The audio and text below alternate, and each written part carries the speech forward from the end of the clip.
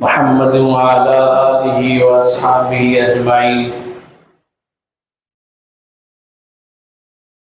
محترم بھائیو، بزرگوں، عزیز دوستوں،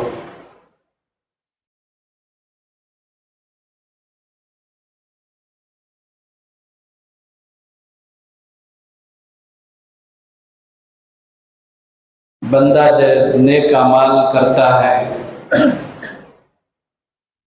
اللہ تبارک و تعالی اسے اس کی اجرت عطا فرماتے ہیں۔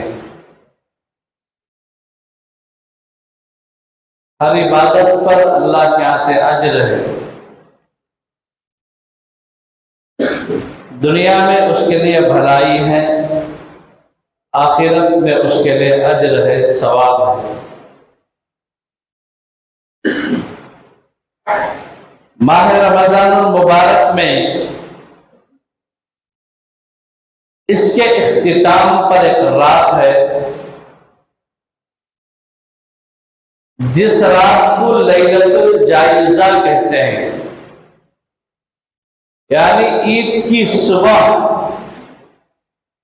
اور اس رات میں مثال اتوار کی رات، پیر کے دن خطبہ، اتوار کی رات،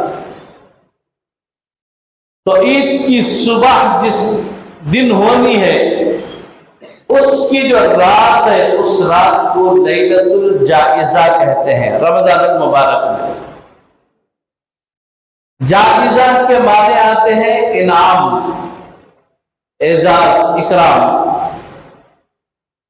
ماہ رمضان المبارک میں اللہ کے بندے جب روزہ رکھتے ہیں، نمازوں کا اہتمام کرتے ہیں، زندگیوں کو تقوی و طہارت سے مزین فرماتے ہیں، تو پھر اللہ تبارک و تعالی اپنے حبیب حضرت محمد صلی اللہ علیہ وسلم کے ذریعے سے یہ بات بتائی کہ یہ جو رات ہے یہ لیلۃ الجائزہ، انعام کی رات ہے۔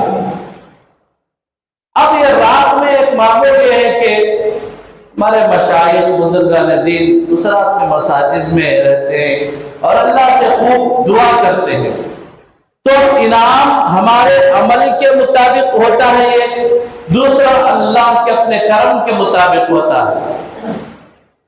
حضرت مولانا روم رحمۃ اللہ علیہ کے فرمانے کے تحت ہمارا کوئی عمل ایسا نہیں ہے کہ ہم اللہ کے ہاں یہ کہہ سکے اللہ تو انعام عطا فرما۔